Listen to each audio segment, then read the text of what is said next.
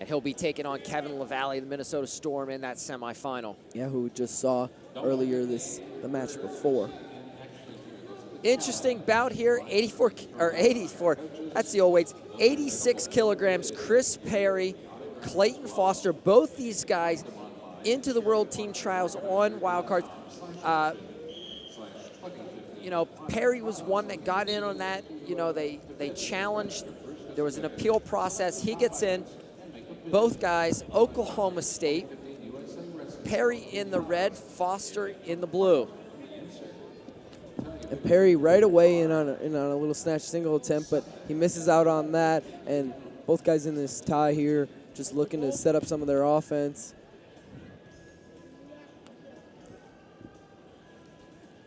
Let's introduce our competitors. First, wrestling for the Grid Wrestling Club, it's Clayton Foster in blue on mat number 1. His opponent from the Titan Mercury Wrestling Club. Foster currently ranked 15th in the UWW World Rankings. Really had a breakout World Cup 2 years ago. Knocked off Aldatov, the reigning world champion at that World Cup. Chris Perry, he was third in your 2014 World Team Trials, second in the 2015 Pan Am Championships, and he was a University World silver medalist in 2014. Yeah, multiple-time NCAA champ for the Cowboys too. And Foster, he's out at Wyoming right now, so he's doing his training out there. I believe he's an assistant coach at Wyoming, and you saw him earlier in the Flow Premier League. So we've seen a lot of Clayton Foster, and we haven't seen too much of Chris Perry since the NCAA tournament, kind of in and out of different tournaments, but here we get to see him compete out at the World Team Trials. Foster missed the Open due to injury. He worked on a wild card process. And there we do have Perry on the shot clock. Second warning for passivity. Right away on the shot clock, he's in on that head inside single. He has 30 seconds to put a score on the board. If not, Foster will be rewarded with a caution and 1 point. Actually, the caution goes against Perry. Foster receives the point.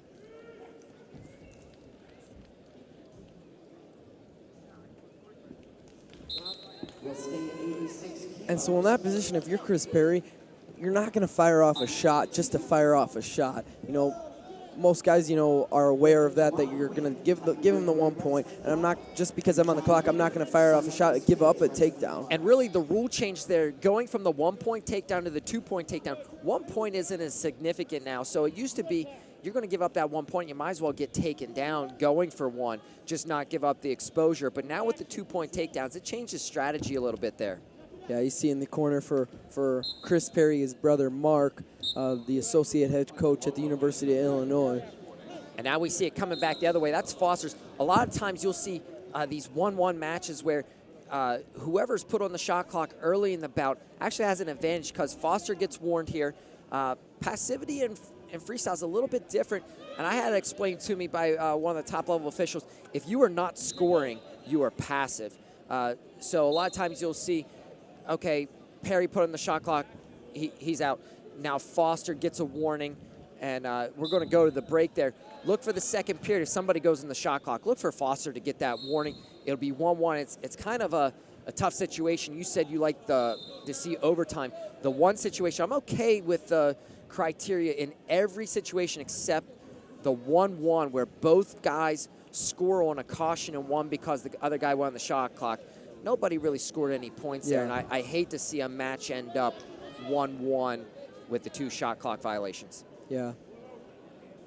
And we'll go back to the center. 1-0 lead here for Clayton Foster as he got the 1 point on the shot clock that Perry was put on. We'll see who could get the real offense going. I'm sure these guys have wrestled a lot of times in the Oklahoma State room, and a little elbow pass by Foster.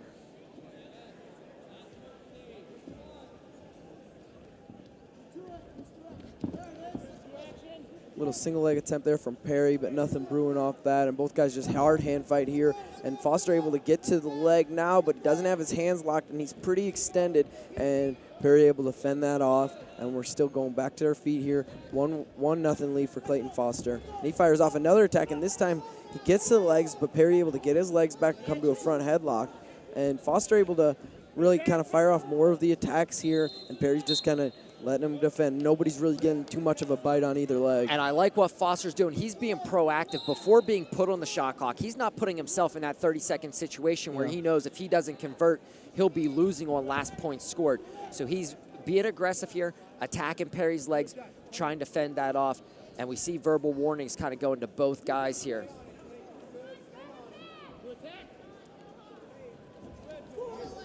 And another shot there by Foster, and Perry able to get his leg back and scoot the corner and look for his own score, but neither guy converts there, and now Foster do his 2-on-1.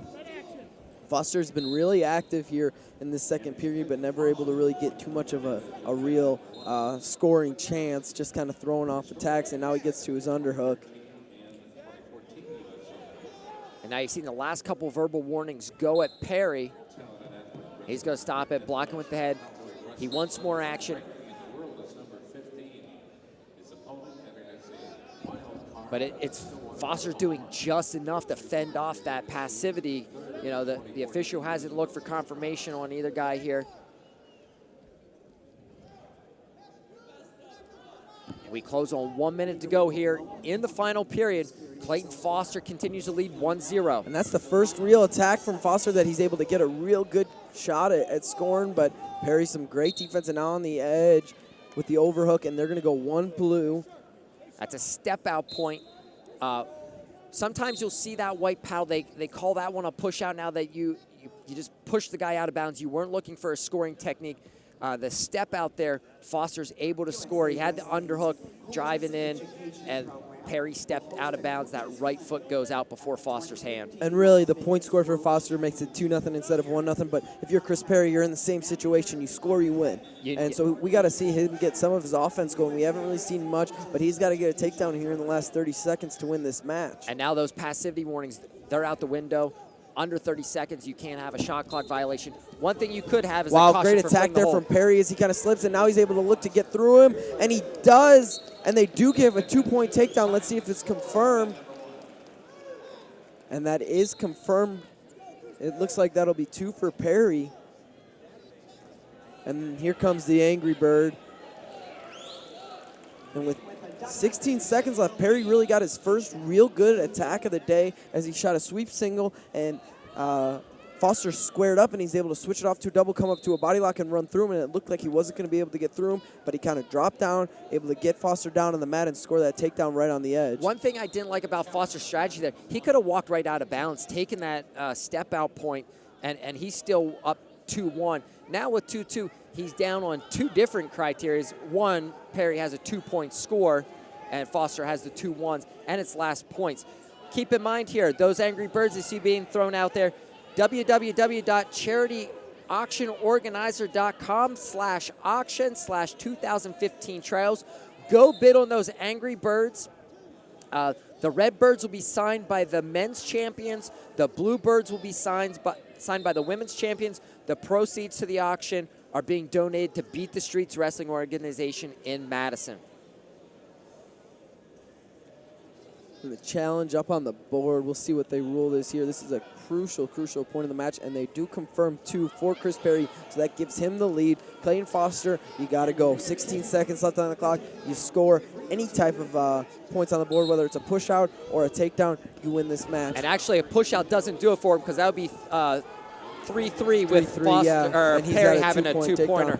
So Foster throwing a lot of action at him, and it doesn't look like he's going to get anything going. And Chris Perry, who was kind of real quiet for about 5 minutes and 30 seconds of this match, gets a little action going, picks up his pace, and gets in on a double leg and finishes that. And he's going to be able to knock off Clayton Foster. Chris Perry gets his hand raised. It's 86-kilo quarterfinal round.